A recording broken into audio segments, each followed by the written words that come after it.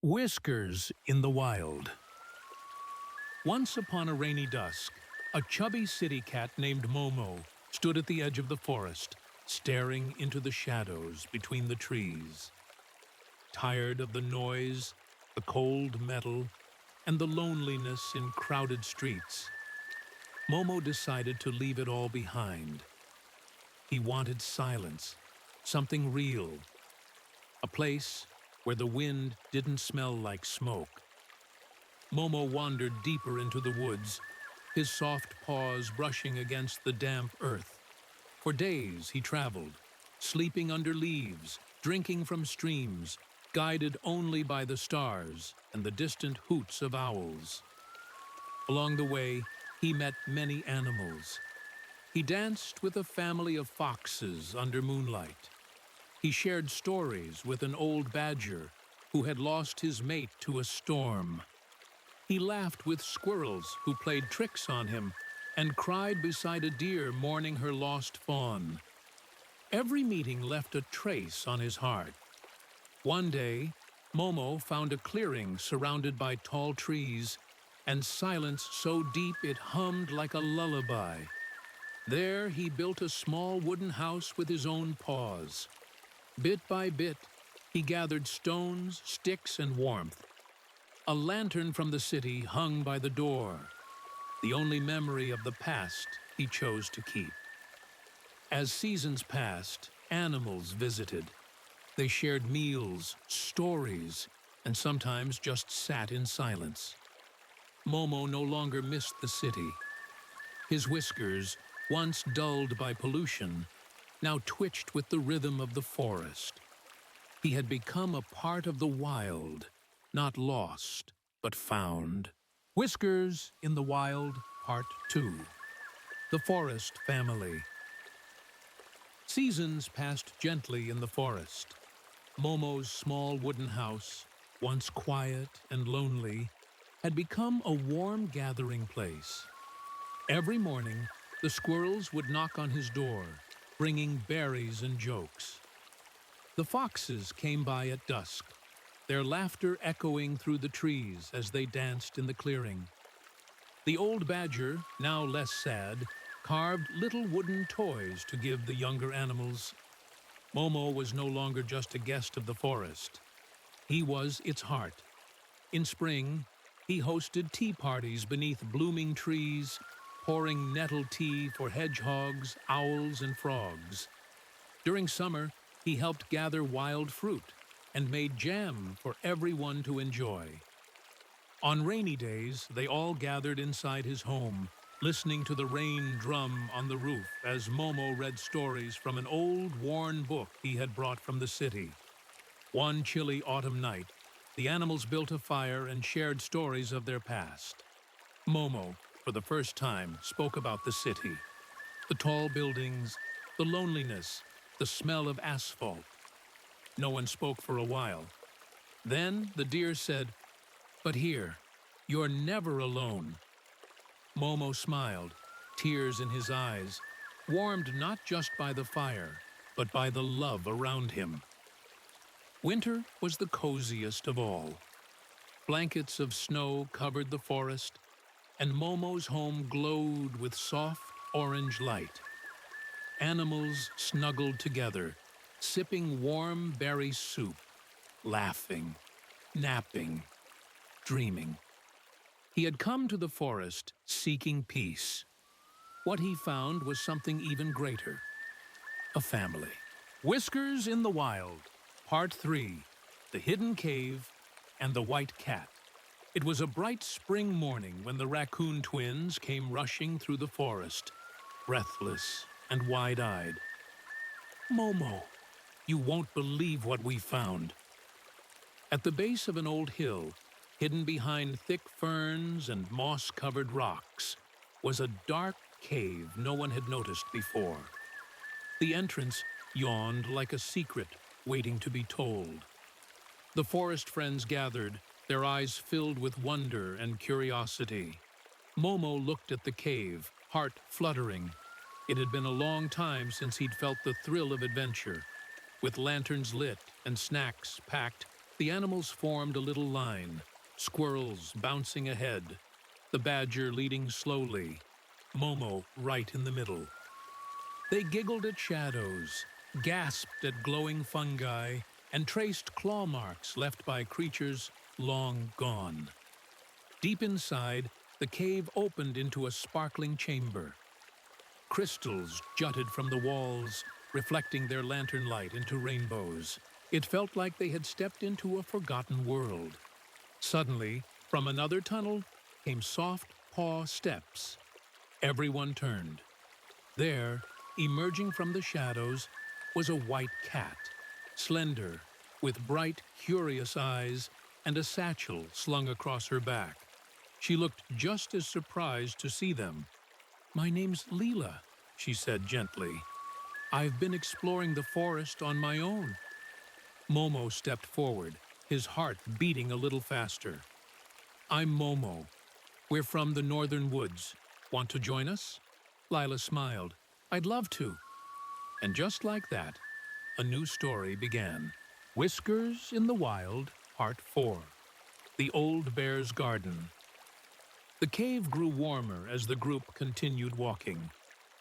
Faint scents of earth and flowers began to drift through the air. A strange surprise, so deep underground. After twisting through narrow tunnels, the animals stepped into a wide chamber bathed in soft, natural light, streaming from a crack in the ceiling. They all gasped. At the far end of the cave stood a tiny wooden house, crooked but charming, surrounded by a vibrant garden of wildflowers. Bluebells, violets, and glowing mushrooms painted the rocky ground with life. But then, a low rumbling came from the porch. A massive brown bear emerged, fur shaggy, eyes gentle but tired. The animals froze. Even Momo held his breath. The bear blinked slowly, then smiled. "Well, well, guests? It's been many years since I've had company." The animals didn't know what to say. The squirrels hid behind Momo, and even the brave badger took a step back. But the bear raised a paw in a calm gesture. "Don't be afraid. I'm Bram. I've lived here since before the forest grew tall. Please, come in. You must be tired." Slowly, one by one, the animals approached. Lila was the first to smile back. Inside, Bram's house was cozy and warm, filled with jars of honey, dried herbs, and hand-carved wooden trinkets. He brewed tea from glowing flowers and told stories of the forest from centuries ago, of storms and stars, of peace and change. Momo listened quietly, feeling something deep stir in his heart, a sense of connection, as if the forest itself was welcoming him one step further. And for that night, under the stone ceiling and flower-lit walls, the forest family grew by one more soul. Whiskers in the Wild, Part 5. Bram's Memory and Momo's Invitation. The cave was quiet that evening. A soft breeze drifted in through the crack above, carrying the scent of moss and memories. The animals sat around Bram's small wooden table, sipping warm tea from acorn cups. The light flickered from glowing mushrooms on the walls. Bram sat in his old wooden chair, his eyes reflecting the past. "She loved this garden," he began, voice low and full of warmth. "Her name was Elira, a gentle bear with eyes like sunlight after rain.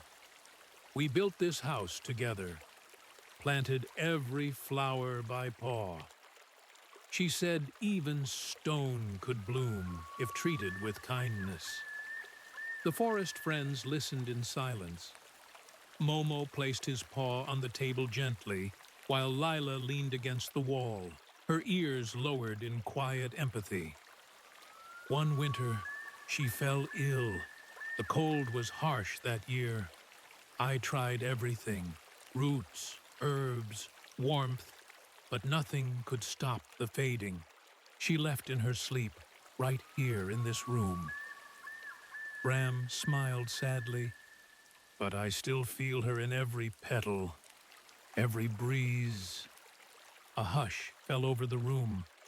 Momo stood up, voice trembling with hope. Bram, the forest has changed. It's alive again. We've built something wonderful together. I'd like you to come with us, to see the clearing, to meet the others, to be part of the family we've made. Bram looked at him with kind eyes, then slowly smiled and shook his head. No, dear Momo, he said gently. I don't want to leave her. This garden, this home, she's in every corner of it. But knowing the forest is alive again because of you all, that would make her heart sing, and that's enough for me. Outside the cave, the flowers swayed gently in silent approval. Deep within the forest, a feeling of peace settled. Whiskers in the Wild. Part 6. Farewell and confession. Morning light crept into the cave through the crack above, painting the stone walls in golden hues. Birds chirped faintly from outside, as if the forest itself was gently waking up. Momo and the others packed their bags in silence. No one wanted to say goodbye. Bram stood on his porch, his large paws holding a small satchel. Inside, he had placed jars of forest honey for the road. I may not walk with you, he said softly, but know that you're never far from my heart. This cave, this garden, it will always be a home for you. Lila stepped forward and hugged him tightly, her tail curling around his arm. We'll come visit, she whispered. Promise. The animals lined up, each bowing their heads in respect as they passed. Momo was the last. He stepped closer, hugged Bram around the waist, and looked up. Thank you for everything, for trusting us. Bram smiled. Take care of her, he said quietly. Momo blinked, then turned to see Lila waiting by the path. His heart skipped. The journey home was long, but the forest now felt warmer. The trees more familiar, the wind more like song. As they walked through sunlit trails and across mossy bridges, laughter returned to their steps. That evening, under a sky fading into stars, Momo walked beside Lila as fireflies lit their way. Lila, he said, hesitating. She turned, eyes glinting with curiosity. I never thought I'd find family in the forest, he murmured. But I did, and I think, I feel it every time I'm with you. Lila's ears twitched, then she smiled, stepped closer, and gently rested her head against his. I know, Momo, she said. I feel it too. And under that gentle night sky, hearts beat quietly in rhythm, two wanderers who had finally found their way. Whiskers in the Wild. Part 7. The Storm and the River. They had barely begun the journey home when the sky shifted. At first, it was just clouds, slow and brooding. Then came the wind, fierce and cold. Rain followed in sudden sheets, heavy and wild. Trees bent, leaves scattered. The forest turned chaotic. The group rushed along the narrow trail beside the river, soaked and slipping, trying to make it to shelter. The river, calm that morning, now roared with rage, overflowing, wild and violent. Momo, wait! "Stay close!" Lila shouted through the storm. But as Momo turned to answer, his paw slipped on the muddy ground. In a flash, the earth beneath him gave way. "Momo!"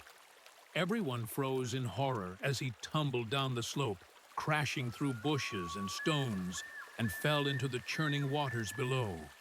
Lila screamed and lunged forward, heart pounding, but Barry and Tama tackled her just in time, holding her back. "I have to go after him," she cried, tears mixing with the rain. "No!" Barry shouted. "You'll be swept away too!" They watched helplessly as Momo's orange figure was carried away, disappearing behind the white froth of the angry river.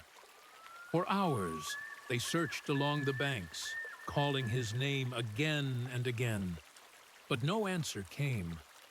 Night fell.